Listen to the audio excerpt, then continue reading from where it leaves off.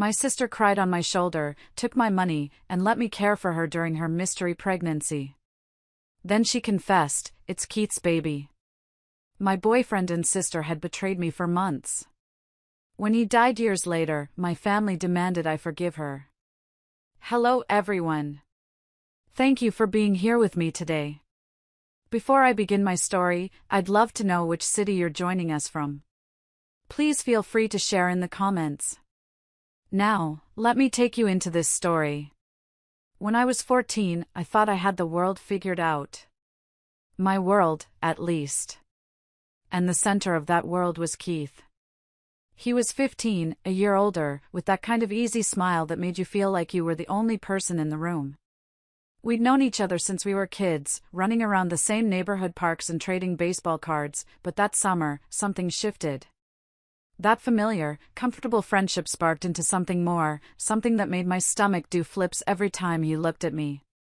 For the next 3 years, he was my everything.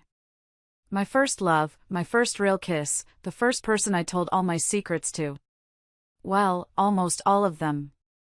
The deepest ones, the ones I didn't even need to say out loud, I shared with my sister, Sharon.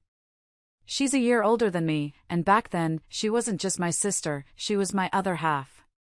My confidant, my protector, my best friend. We had that kind of bond people write books about.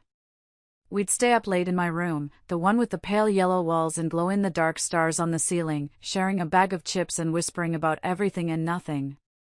Boys, teachers, what we wanted to be when we grew up. She knew I had the biggest, most embarrassing crush on Keith for years before we ever started dating.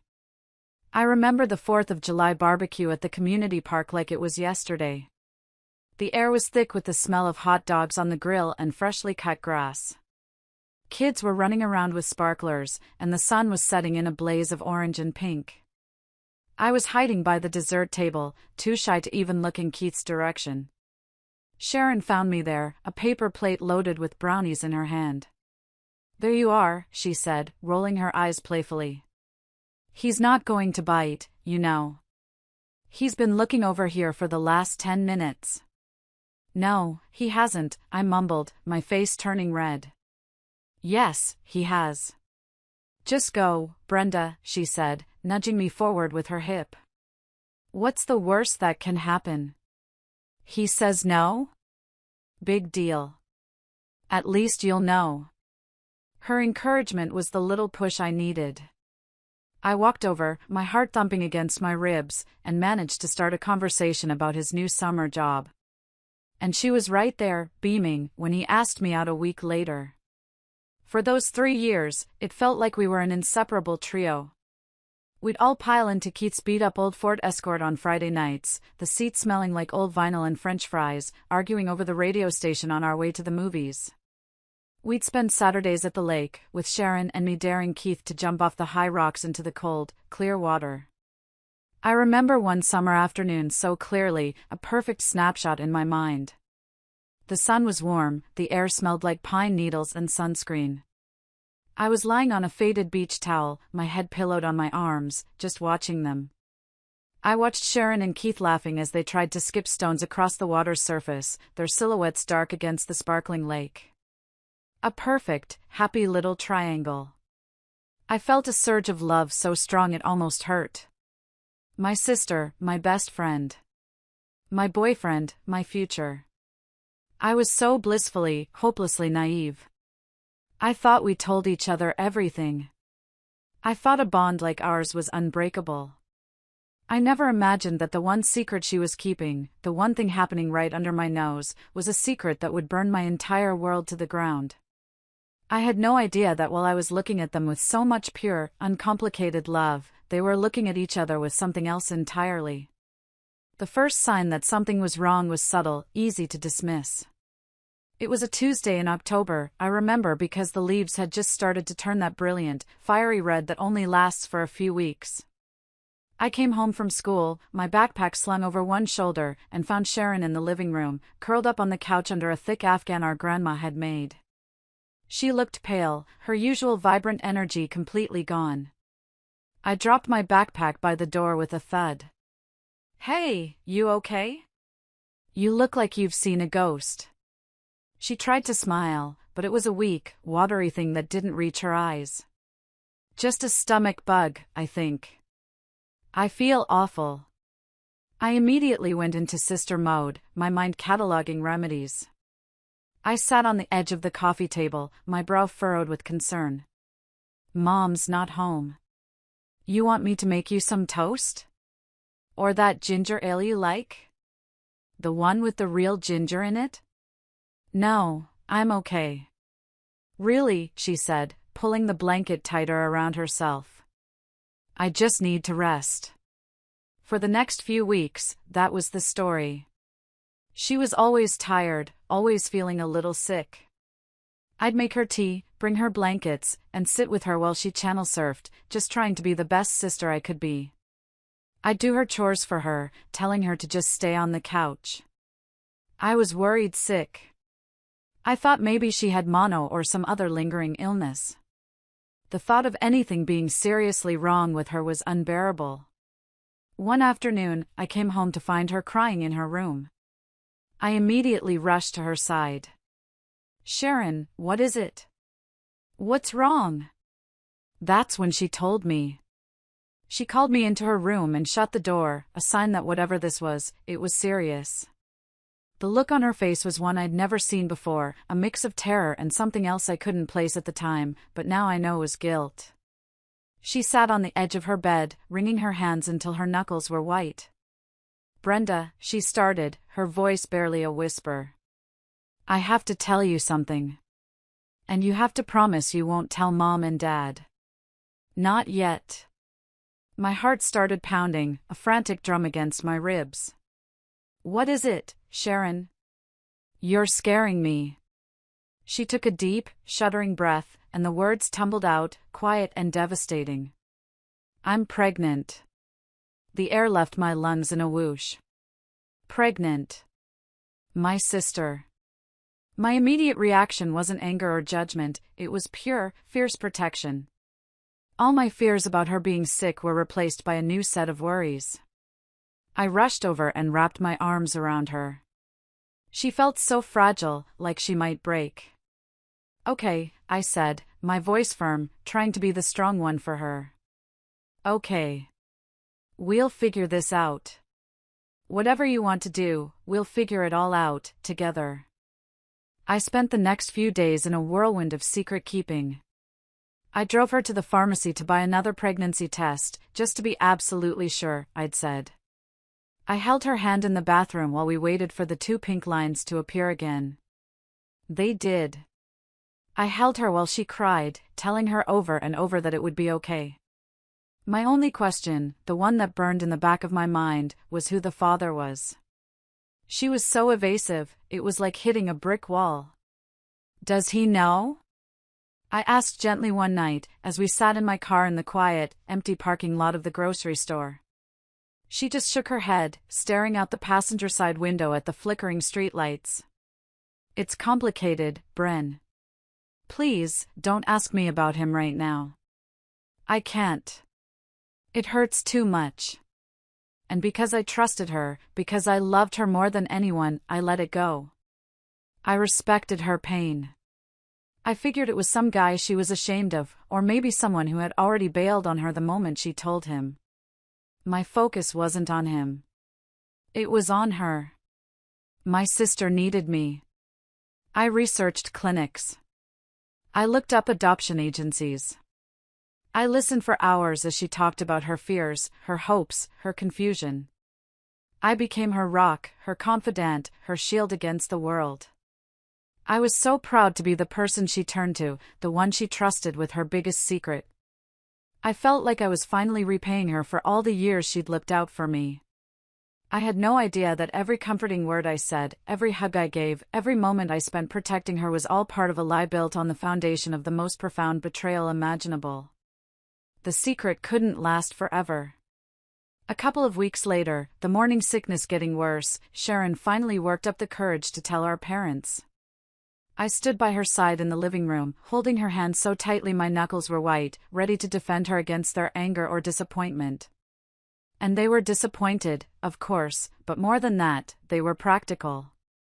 After the initial shock wore off, they sat us down at the kitchen table, the air thick with a heavy, unspoken tension.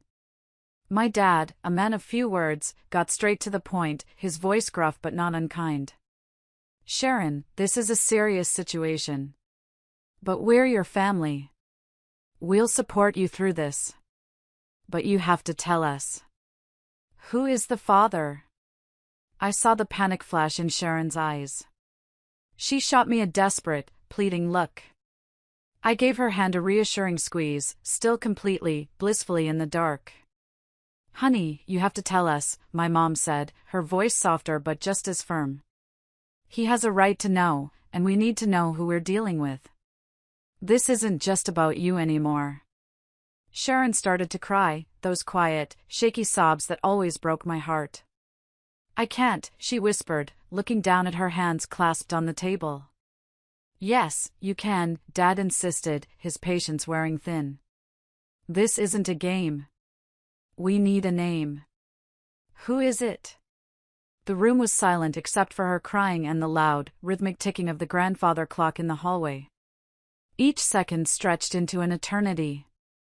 I felt a strange, cold knot of dread forming in my stomach. Why was this so hard? Who could it possibly be that was worth all this drama?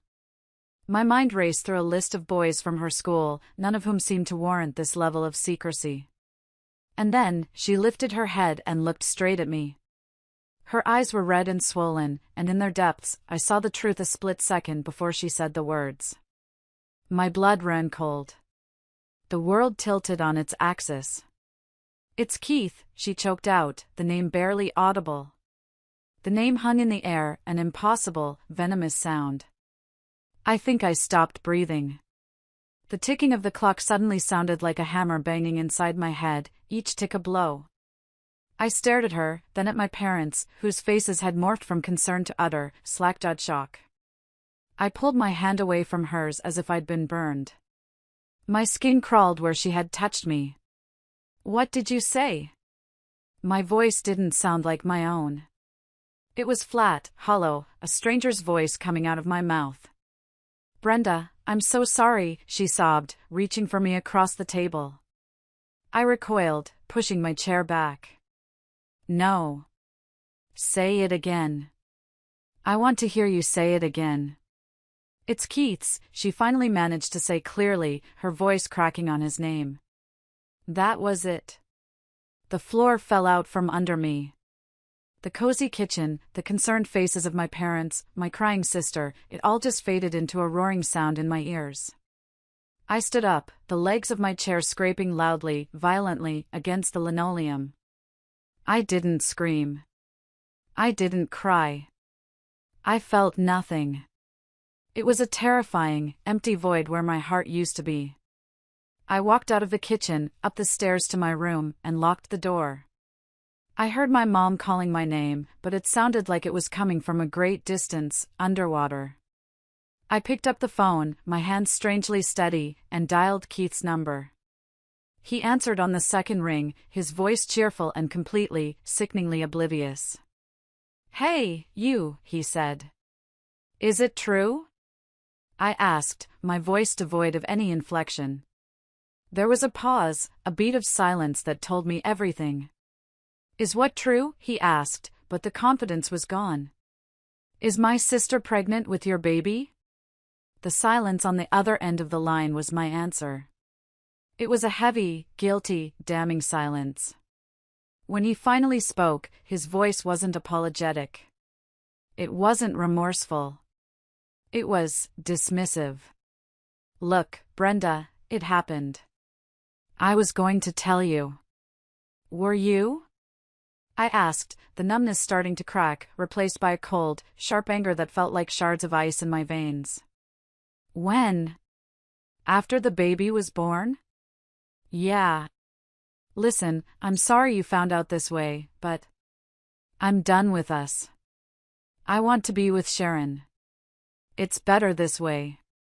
He didn't care. He was done with me. 3 years, our entire history, our shared dreams, erased in a single, careless sentence. I hung up the phone without another word. A few minutes later, there was a soft knock on my door. It was Sharon. "Brenda, please," she begged from the other side, her voice muffled by the wood. "Please let me talk to you. I'm so sorry. I never wanted to hurt you." I just sat on my bed, staring at the wall, at a faded poster of a band we both used to love. Hurt me? She hadn't just hurt me. She had taken a knife and methodically carved out my heart, all while pretending to be the one holding the bandages. She hadn't made a mistake. She had made a series of choices, every single day, to lie to my face, to let me comfort her, to let me hold her hand while she carried the child of the boy I loved.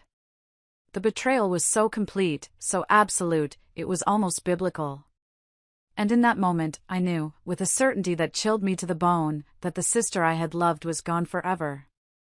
In her place was a stranger, and I wanted nothing to do with her. The days that followed were a blur of suffocating tension and profound silence on my part. I moved like a ghost through my own house. I ate meals in my room, locking the door behind me. I'd wait until I heard my parents' cars leave for work before I would venture downstairs for a glass of water.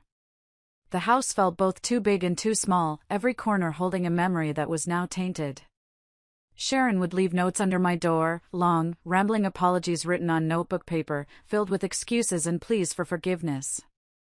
I threw them away without reading past the first line, "Dearest Brenda." To my immense relief, Keith was out of the picture, and soon, so was Sharon. She moved in with him and his family about a week after the truth came out. The quiet in our house was a small mercy, a brief respite. But the battle was far from over. My parents, unable to fix the broken bond between their daughters, decided their only option was to fix me. They saw a family breaking apart, and their solution was to force the pieces back together, no matter how jagged and ill-fitting the edges were. They staged interventions at the dinner table, which I was now forced to attend. "Brenda, you have to talk to your sister," my mom would start, her voice strained with a desperate, forced cheerfulness. "She's pregnant.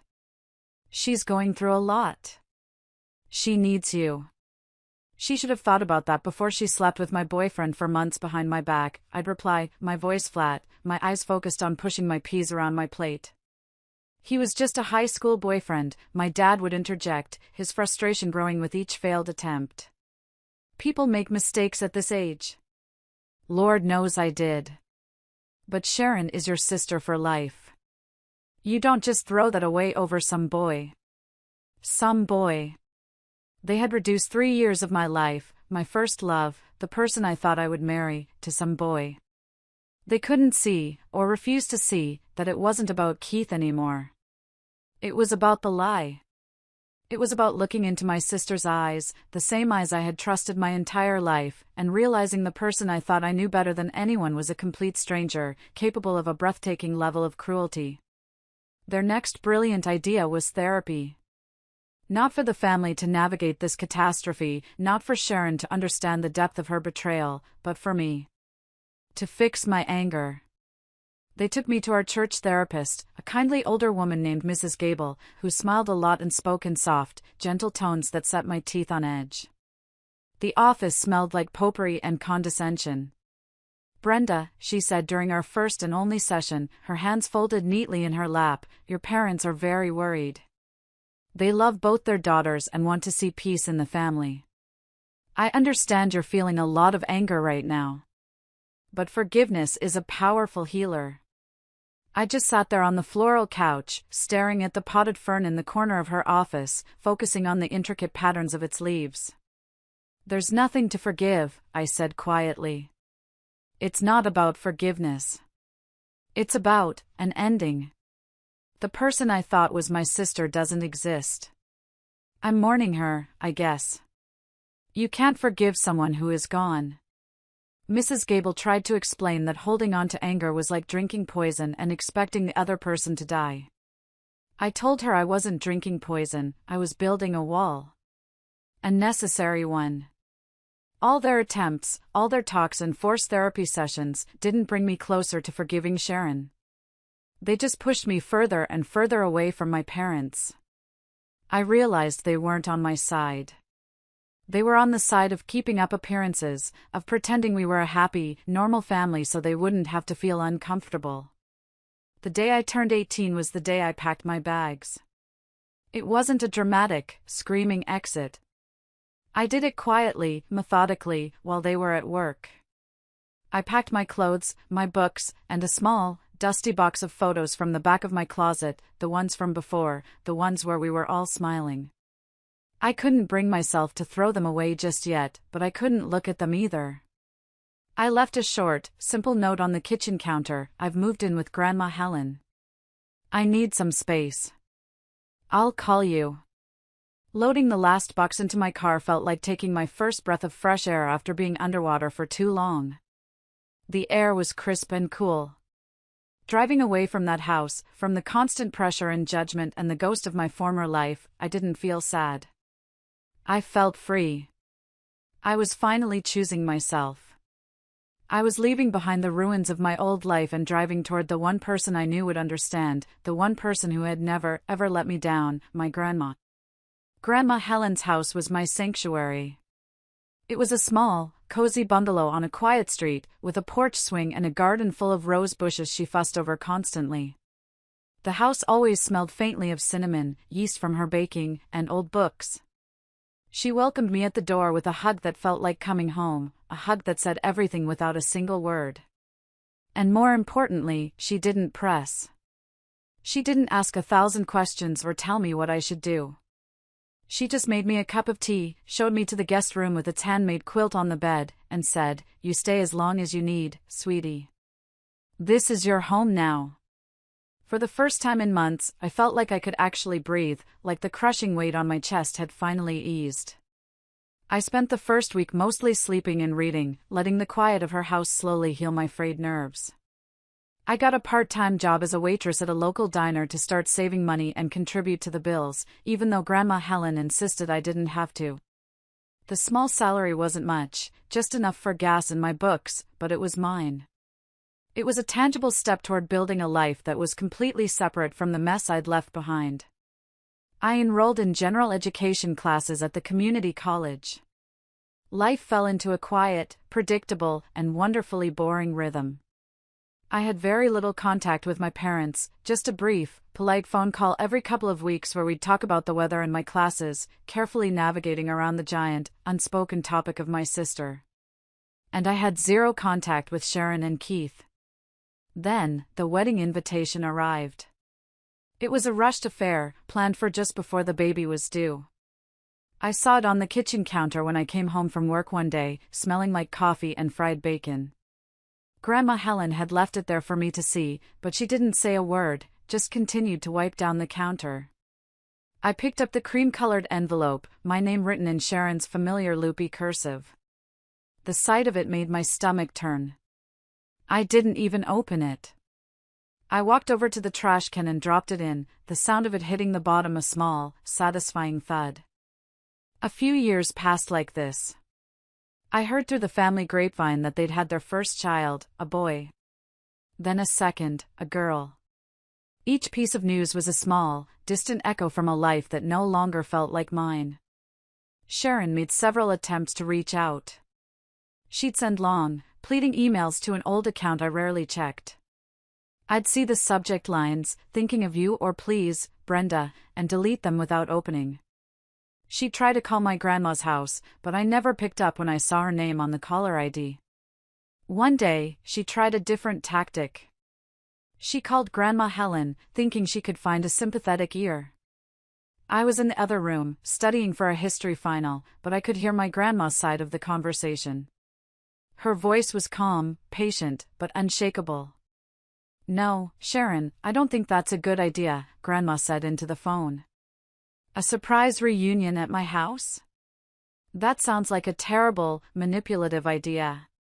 No, I'm not going to lie to her or trick her into seeing you. That's just more of the same behavior that caused this problem in the first place. Don't you see that?" There was a long pause. I could imagine Sharon crying or begging on the other end, using that same playbook she always had. "Listen to me, and listen carefully," Grandma Helen continued, her voice turning to steel. "Brenda is living here. This is her safe place. You are not welcome here as long as she doesn't want you here.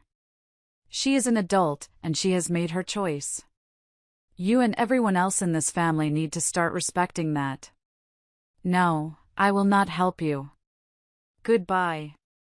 She hung up the phone with a decisive click.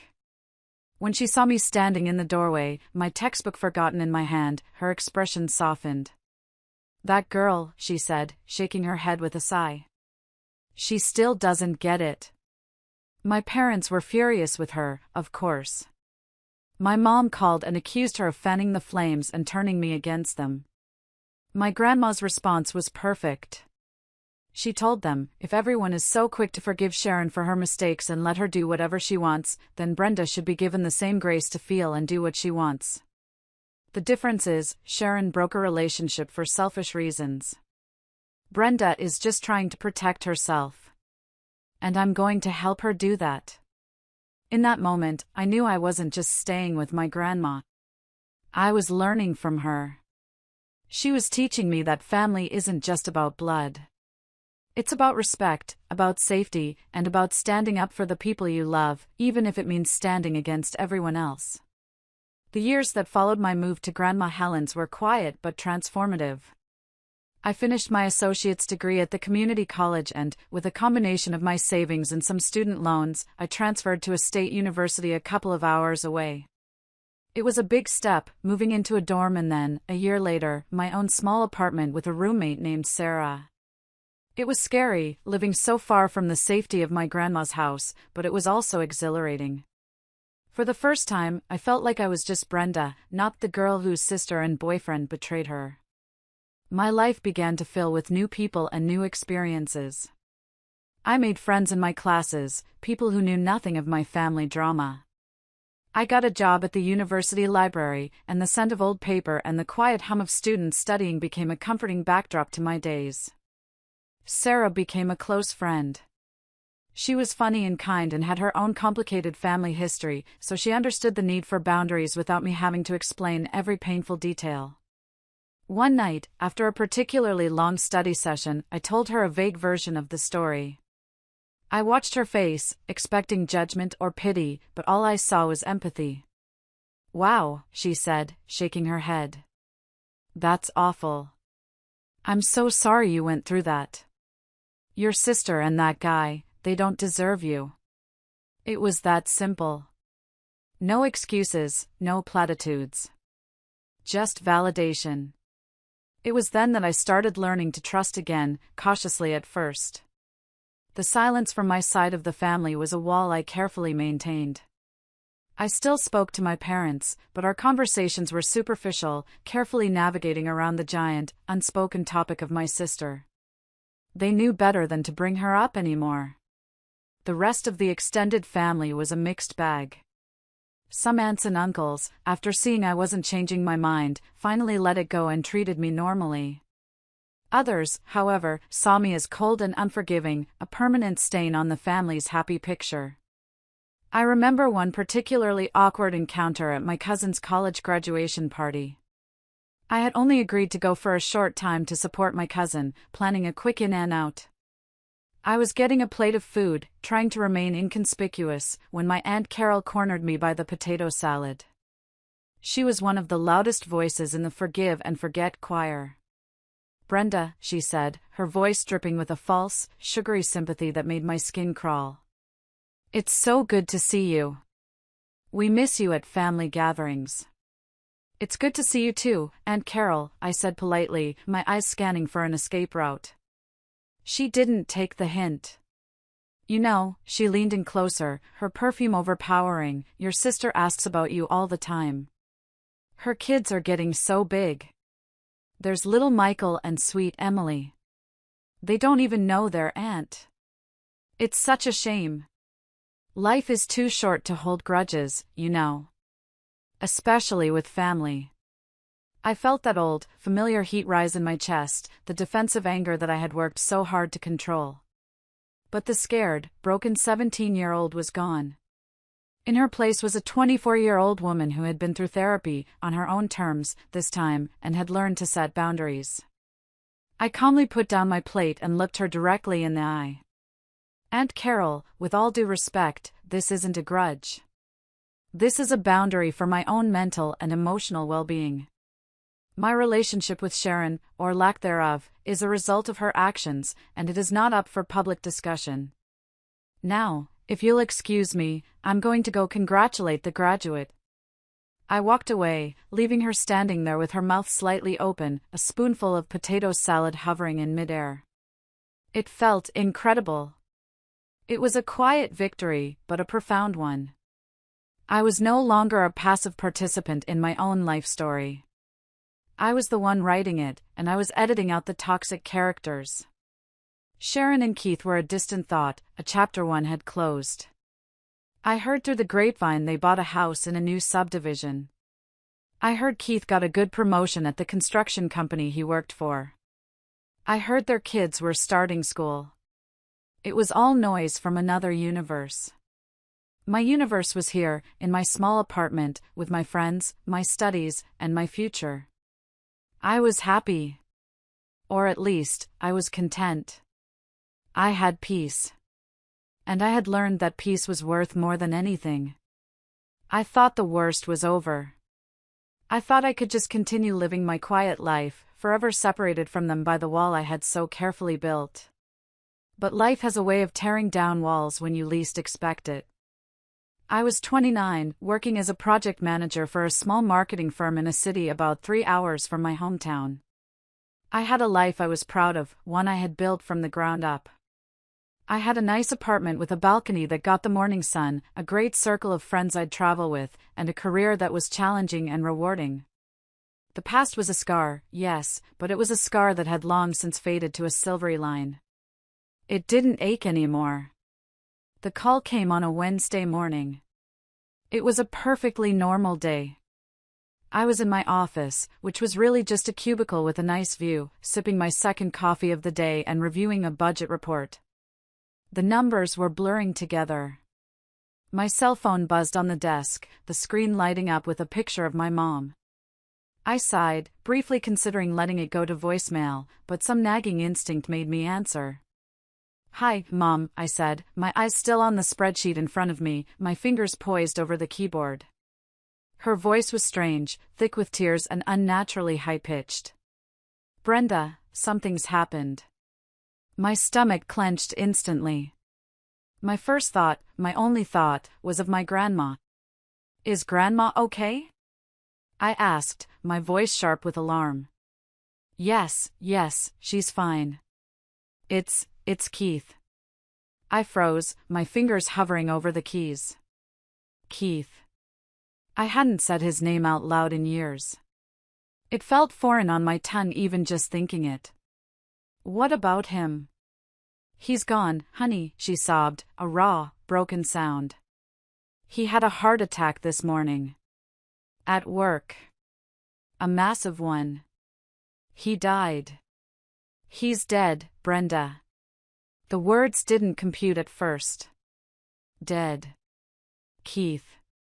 The 15-year-old boy with the easy smile, the 17-year-old who had dismissed me so coldly, the man who was raising a family with my sister, was gone. I didn't feel sadness. I didn't feel relief. I felt nothing. A profound and echoing emptiness. It was like hearing about the death of a celebrity, a person I once knew of but had no real, present connection to. "Oh," was all I could manage to say. It felt stupid and inadequate, but it was the only sound I could make. "Brenda," my mom continued, her voice shifting from grief to a desperate, pleading tone I knew all too well. "Sharon is a wreck. She's completely falling apart. She's a widow now. She has 2 kids to raise on her own. She needs her sister. She needs you.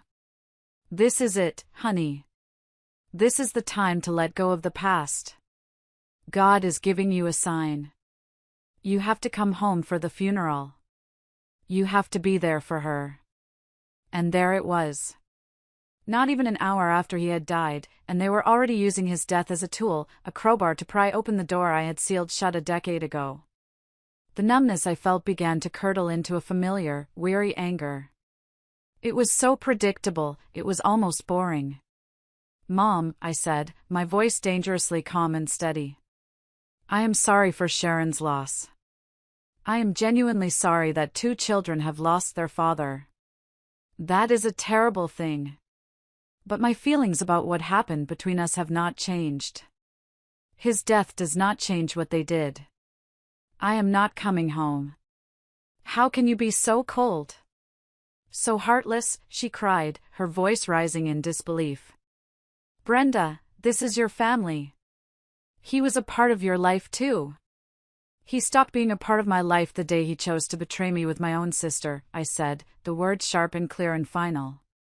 "And she stopped being my sister that same day." My answer is no. I have to go, Mom. I have work to do. I hung up the phone before she could argue further. I sat there, staring at my computer screen, but the numbers and words were just a meaningless jumble. The peace I had built for myself felt so fragile, threatened by this ghost from the past. A minute later, my phone buzzed again. My dad. I ignored it. Then a text from Aunt Carol. I deleted it without reading. The siege had begun. The past wasn't dead. It was just waiting for a reason to come back and haunt me. The pressure was relentless for the next few days. It felt like a coordinated campaign, a full-scale emotional assault. My phone buzzed constantly until I finally just turned it off. But they found other ways. My work email, which only a few family members had, started pinging with messages. My inbox was flooded with emails from aunts, uncles, and cousins I hadn't spoken to in years, all telling me it was my Christian duty as a sister to show up. They painted a picture of Sharon as a tragic, grieving widow, a helpless victim of fate who was all alone in the world. They conveniently forgot that she wasn't alone, she had a whole army of them, the same people who were currently harassing me. What she wanted wasn't support, she wanted absolution. And she wanted it from me, a public performance of forgiveness at her husband's funeral. That night, feeling cornered and exhausted, I called Grandma Helen. I just needed to hear her voice.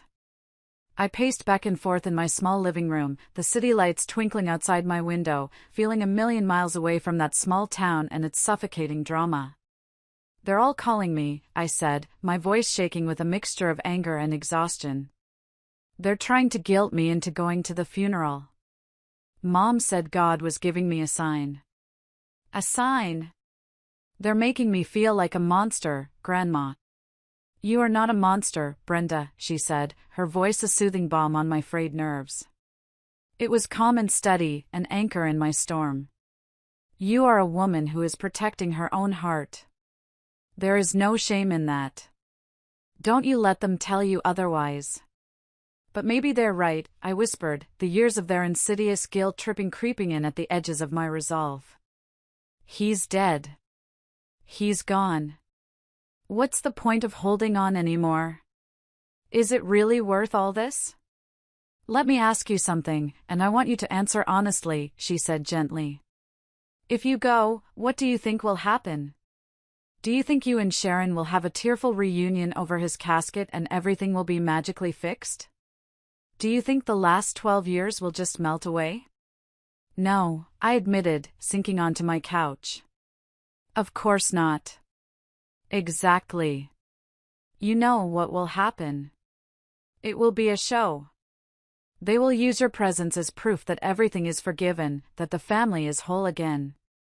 They will all congratulate themselves on a job well done, and you will be the one left to deal with the emotional fallout.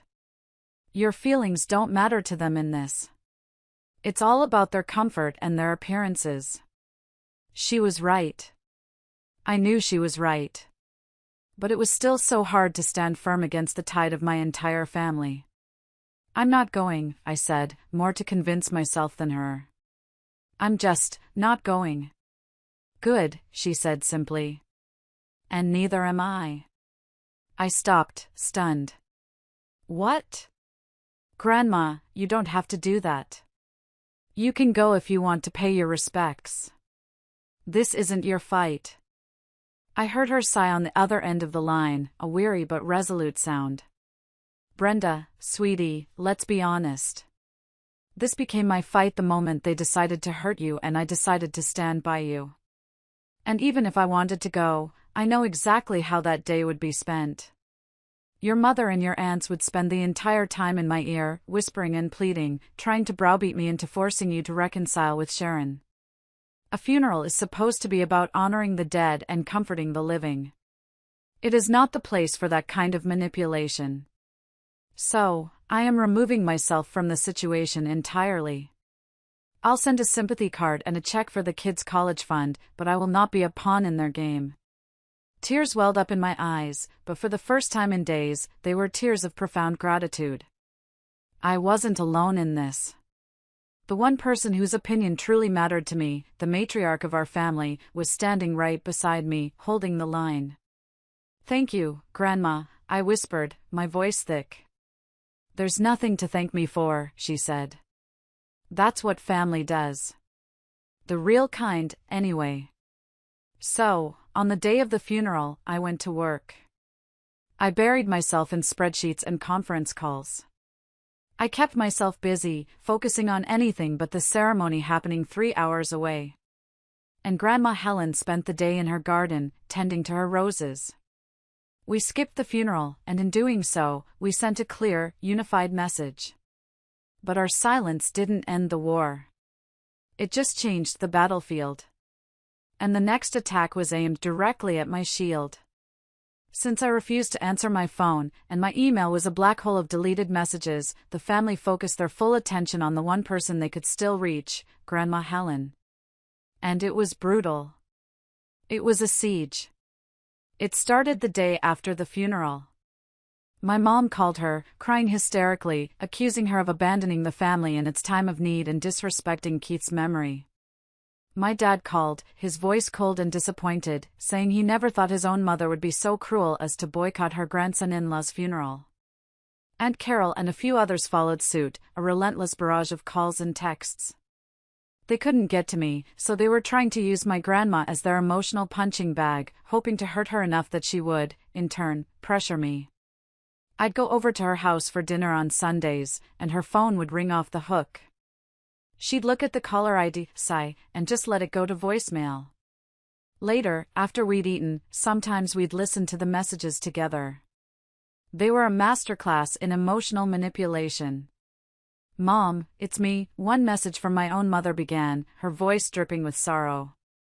I just can't believe you weren't there. Sharon needed you. She needed all of us. I don't know how you can be so hard-hearted. Another, from Aunt Carol, was more direct. Helen, this is Carol. I hope you're proud of yourself. Brenda has torn this family apart, and you're just encouraging her. You should be ashamed. I felt a crushing wave of guilt with every message we listened to. This is my fault, I said one evening, watching her rub her temples after a particularly nasty call. They're doing this to you because of me. Maybe I should just call them. Just talk to them, just to get them to leave you alone. Grandma Helen looked at me over the rim of her reading glasses, her expression firm and unwavering.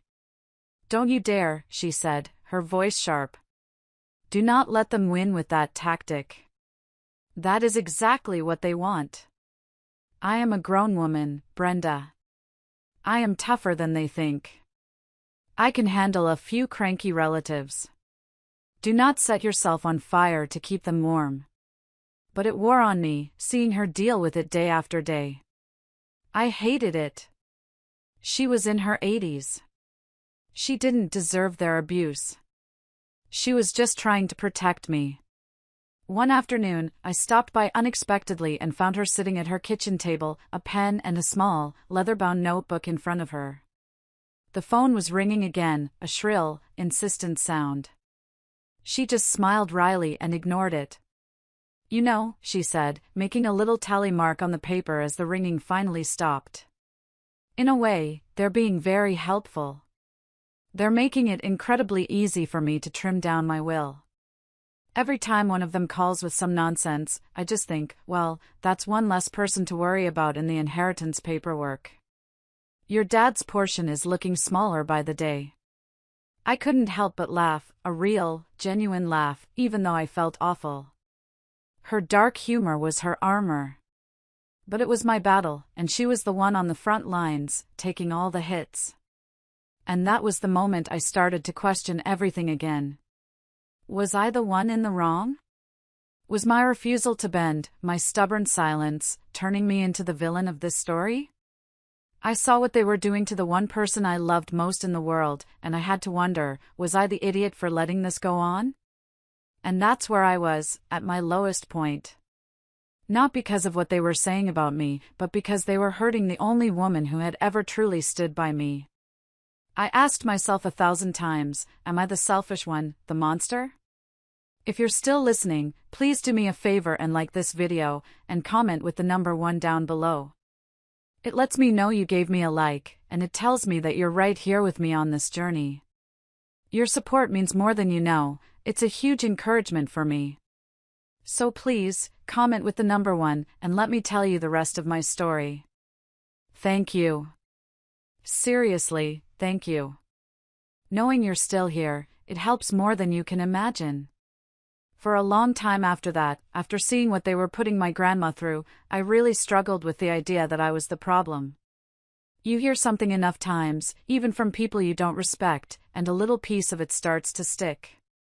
My family's words echoed in my head, cold, heartless, unforgiving. Was I just holding a grudge? Was I being childish and stubborn? But then I'd sit in the quiet of my apartment at night, after a long day of work, and I'd force myself to play the movie back in my head. Not the edited, softened version my family wanted me to remember, but the real, raw, painful one. And I realized my decision wasn't about a grudge. It wasn't about Keith. It was never really about him. He was just the weapon they both used. This was about the nature of the betrayal itself. See, if Sharon had come to me, before anything happened, and told me she had feelings for Keith, it would have been awful. It would have hurt, and it probably would have ended my friendship with her and my relationship with him. But we could have talked about it honestly. If they had a one-night stand, a stupid, drunken mistake at a party, and came to me the next day, crying and full of genuine regret, that would have been devastating. But maybe, just maybe, it would have been something that time could have healed. It would have been a crack in the foundation. But that's not what happened. This wasn't a crack in the foundation, it was a bomb that leveled the whole house. This wasn't one mistake. It was 1,000 small, deliberate choices made over months. It was the choice to lie to my face every single day. It was looking me in the eye while I talked excitedly about my future with Keith, a future I naively assumed she'd be a part of as my maid of honor, all while knowing she was sleeping with him. It was the choice to get pregnant with his child. And the worst choice of all, the cruelest, most twisted one, was the choice to come to me for support. That's the part that I can never, ever get over. That is the uncrossable line. She didn't just betray me behind my back. She betrayed me to my face. She let me hold her when she was sick. She let me make her tea and reassure her that everything would be okay. She leaned on my shoulder and cried tears over a situation she created by systematically destroying my life. It was a level of manipulation so profound, so deeply selfish, that it fundamentally changed how I saw her as a human being. It wasn't just a betrayal of my trust in her, it was a betrayal of my very definition of what a sister is, what love and family are supposed to mean. And when the truth came out, there was no real remorse. There were just apologies designed to make her feel better, to absolve her of her own guilt. I'm sorry I hurt you, but please don't hate me. It was all about her. It was never about the wreckage she had left behind in my life. His death didn't change any of that. His death didn't erase the months of lies. It didn't undo the choices she made, day after day. All it did was change her status from wife to widow. It didn't magically make her a good person. It didn't magically restore the sister I had lost all those years ago. So, no. This wasn't a grudge I was holding on to. This was a boundary I had drawn in the sand. It was a line that said, "You do not get to shatter my world and then demand I help you pick up the pieces of yours." It was a line that said, "My peace is more important than your comfort." It was a line that, once I truly understood it, I knew I could never, ever cross. And in that moment, I found my clarity. I wasn't the idiot. I wasn't the monster. I was a survivor. And I finally felt at peace with that. A few months ago, feeling isolated and worn down by the constant family pressure, I did something I never thought I'd do. I was up late one night, the weight of it all pressing down on me, and I opened up my laptop.